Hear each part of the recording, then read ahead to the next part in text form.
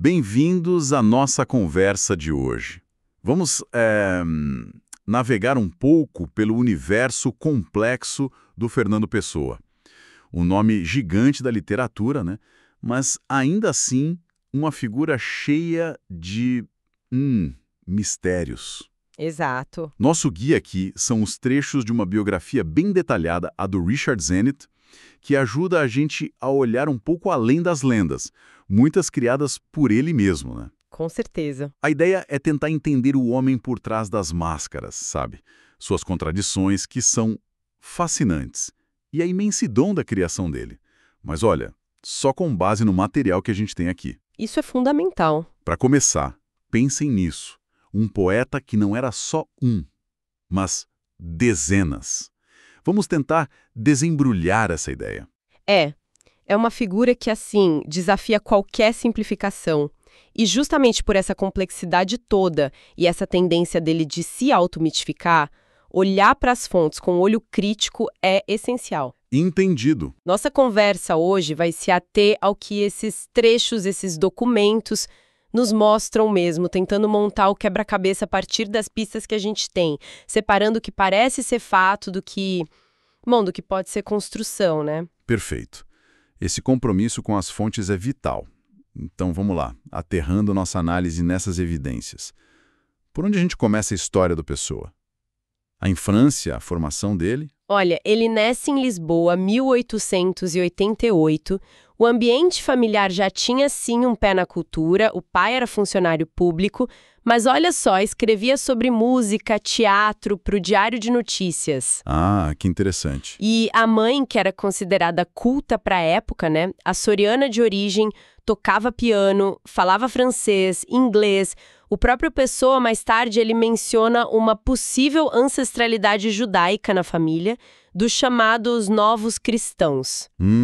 Aqueles judeus forçados à conversão, séculos atrás. Isso, um detalhe que ele mesmo anotou, sabe? É curioso. E essa base cultural portuguesa? Logo se mistura com outras coisas, né?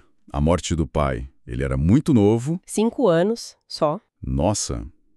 E aí a mãe casa de novo e ele vai para Durban, na África do Sul. Exatamente. Essa mudança é um ponto de virada total. Ele passa a viver num contexto colonial britânico, né? Multicultural e, o que é crucial, multilingüe. Claro. O inglês vira quase uma segunda língua materna para ele. Ele domina de um jeito, assim, impressionante. Chegou a ganhar prêmios na escola passando na frente de falantes nativos. Caramba, imagina. E Durban, naquela época, era uma cidade portuária crescendo, né? Com aquelas tensões sociais típicas do colonialismo, europeus, indianos, zulos. Era considerada progressista por alguns, como James Bryce, mas aquele progresso, tipo um socialismo municipal, era mais para os brancos, né? Entendi. O ambiente devia ser bem intenso. Com certeza, largou os horizontes dele, mesmo que não seja um tema, assim, super explícito nas primeiras criações. E mesmo antes dessa mudança toda, dessa imersão na outra cultura, essa coisa de criar outros mundos já estava lá, né? Tem aquele registro do Chevalier de Passan. Ah, sim. O amigo imaginário. Isso. Com quem ele trocava cartas aos 6 anos. É o manuscrito mais antigo dele que se conhece. Incrível, né? E parece que um tio-avô teve um papel nisso, né? Incentivando a imaginação, levando para a ópera, mostrando os bastidores do jornalismo. Uma influência que só descobriram bem depois. E essa capacidade de criar alter egos é, sem dúvida, o coração da obra dele. E é importante dizer, não é só pseudônimo, né, para esconder o nome. Não. Pessoa criou heterônimos, são tipo assim, personalidades literárias completas, com biografia, estilo, filosofia, até mapa astral ele fazia para eles. É mesmo? Mapa astral? Sim, e antes do trio famoso Caeiro, Reis e Campos, teve toda uma constelação de figuras antes, sabe? Muitas escrevendo em inglês na juventude dele. Uma constelação, então não foi algo que surgiu do nada, assim de repente. De jeito nenhum. Tinha, por exemplo, o Alexander Search, talvez o mais importante dessa fase inglesa, focado numa busca meio filosófica pela verdade. Tinha projetos de personagens para romances, os irmãos Merrick. Tinha o Charles Robert Enion, um autor inventado com vários endereços em Londres, Boston. Figuras mais satíricas como o Jean Saul, escrevendo em francês sobre decadência. Até um esboço de um monge com dúvidas de fé, o Frei Maurício. Nossa. Isso mostra que essa multiplicação de si mesmo era uma coisa profunda, antiga nele. Não foi um evento isolado lá na frente. É quase vertiginoso pensar nisso. Uma pessoa criando um elenco inteiro dentro de si. E aqueles jornais fictícios que ele fazia, tipo The Tatler, O Palador. Verdade. Parecem ter sido um laboratório e tanto, né? Total. Os textos até falam que esses heterônimos iniciais tinham seus próprios pseudônimos. Tipo uma boneca russa de identidades. Exato. É uma loucura. Isso levanta a pergunta, né? Por que essa necessidade tão forte de se fragmentar? Era a fuga da realidade? Ele era descrito como tímido, né? Ou era um jeito de explorar todas as possibilidades do ser? Essa é talvez a pergunta de $1 milhão sobre o Pessoa, né?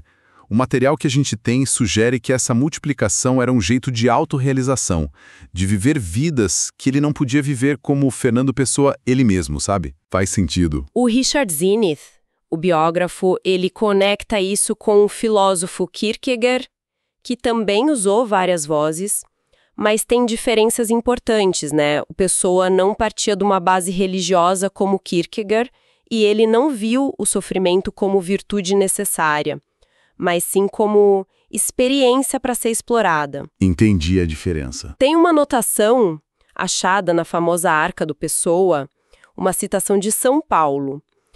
Fiz-me tudo para todos para salvar a todos. O Zines sugere que essa frase pode ser uma chave, sabe? Talvez ele visse essa fragmentação não como fuga, mas como uma tentativa radical de incorporar todas as perspectivas humanas. Quase uma missão artística. A escrita era, para ele, um modo de existir. Uau, isso leva a gente direto para a criação dos heterônimos mais famosos. E para o mito em torno disso, o tal Dia Triunfal. Ah, sim. A história que o próprio Pessoa contou numa carta anos depois, né? Que em 8 de março de 1914 ele teve um surto criativo, assim, avassalador. Escreveu de uma vez quase todo o Guardador de Rebanhos, do Caeiro. De uma vez só? É o que ele diz. E logo depois concebeu o Ricardo Reis e o Álvaro de Campos. Uma narrativa, assim, de epifania poética. Mas a pesquisa nos arquivos deu uma balançada nisso, certo? Exatamente. A análise dos manuscritos lá na Arca mostrou poemas atribuídos ao Caeiro com datas anteriores a esse suposto dia triunfal. Ah, então. Isso sugere que o processo foi muito provavelmente mais gradual, sabe? Menos milagroso do que a versão que o pessoal contou. Ele parece ter construído, conscientemente ou não, uma lenda em torno da origem dos heterônimos mais importantes dele. Que a coisa fica mais intrigante ainda. O criador criando também a história da própria criação. Mas, bom, mito à parte, quem são essas três figuras centrais? Caeiro, Reis e Campos, segundo as fontes que a gente tem. Bom, vamos lá. Alberto Caeiro é apresentado como um mestre do grupo. É o poeta do olhar puro, direto para as coisas, que rejeita a metafísica. Aquela frase famosa dele, né? As coisas não têm significado, têm existência. Sim, marcante. A poesia dele é descrita como lições de desaprender. Embora o Pessoa tentasse disfarçar, dá para ver influências do Walt Whitman, talvez até do poeta latino Lucrécio. E o Reis? Ricardo Reis é um médico com formação clássica que escreve ódios no estilo do poeta romano Horácio.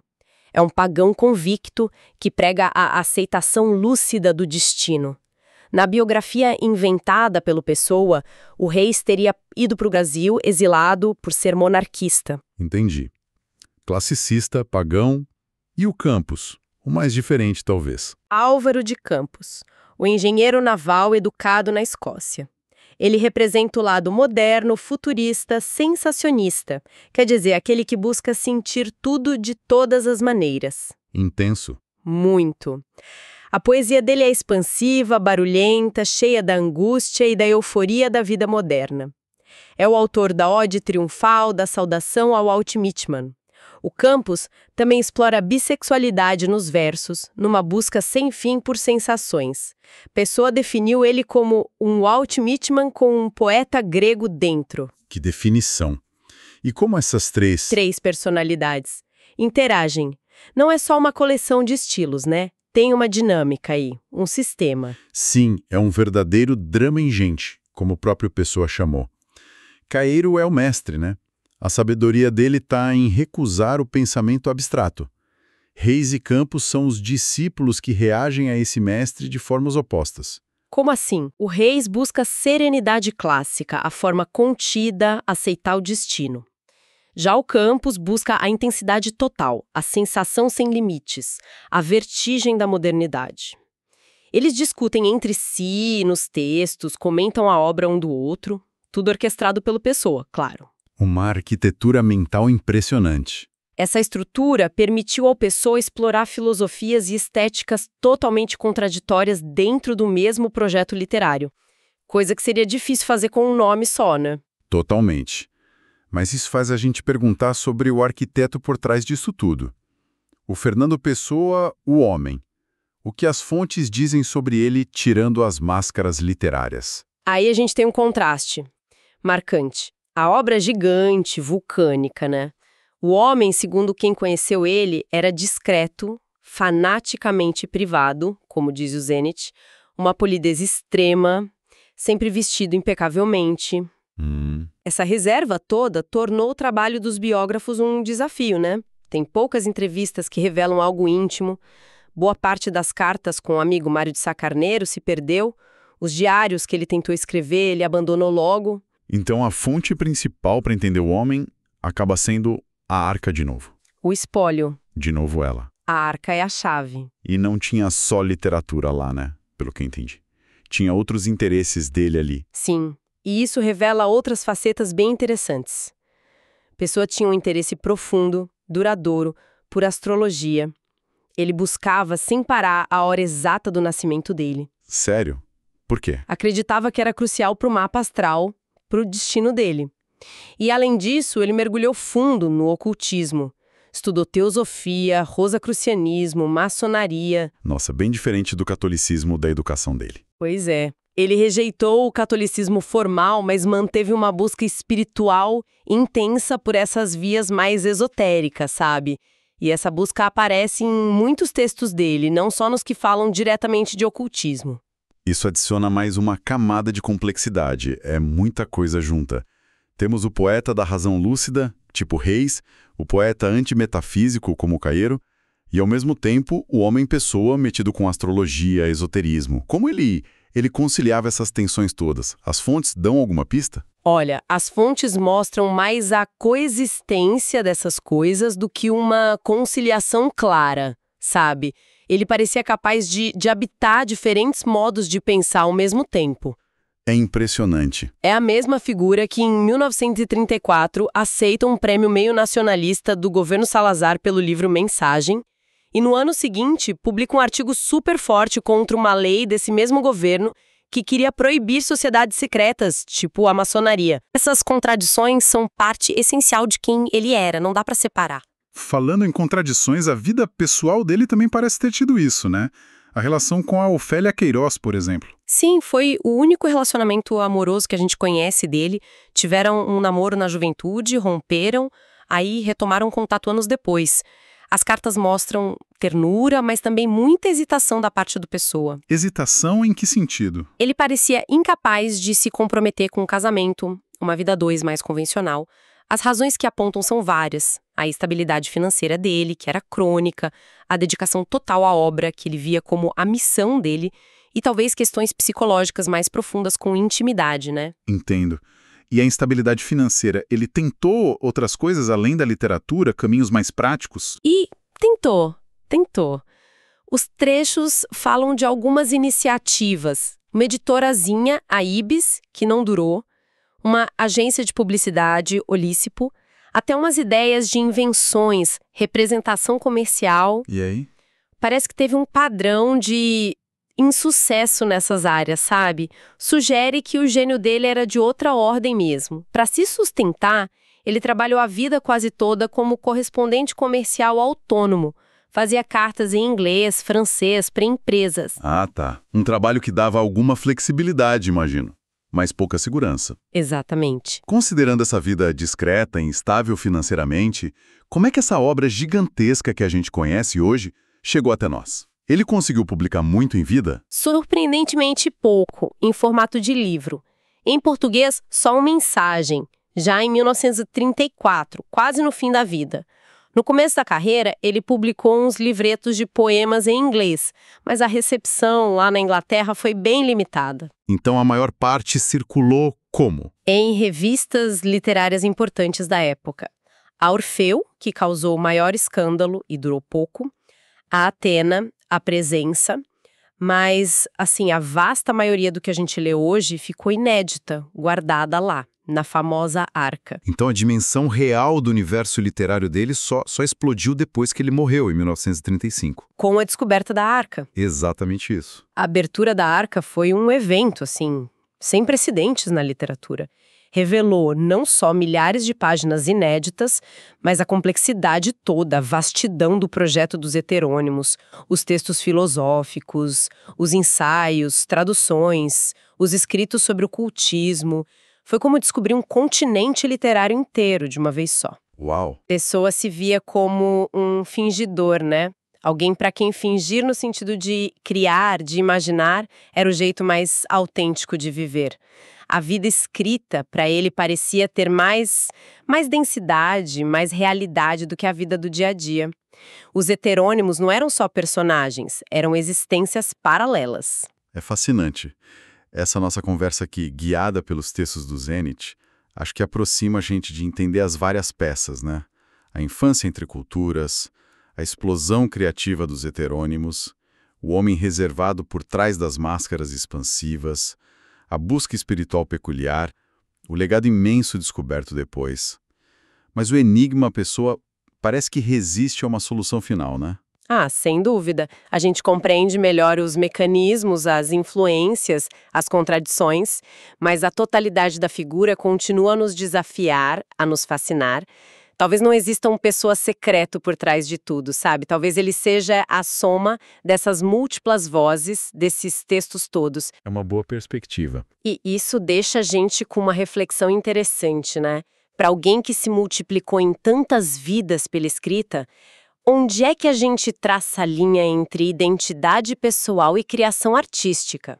Até que ponto, para uma mente como do Pessoa, a ficção pode ter sido não uma fuga, mas um jeito mais intenso e talvez mais verdadeiro de experimentar a própria existência? É uma questão que a obra dele coloca pra gente e que ajuda a explicar por que a gente continua voltando para ele, sempre descobrindo algo novo nesse labirinto genial.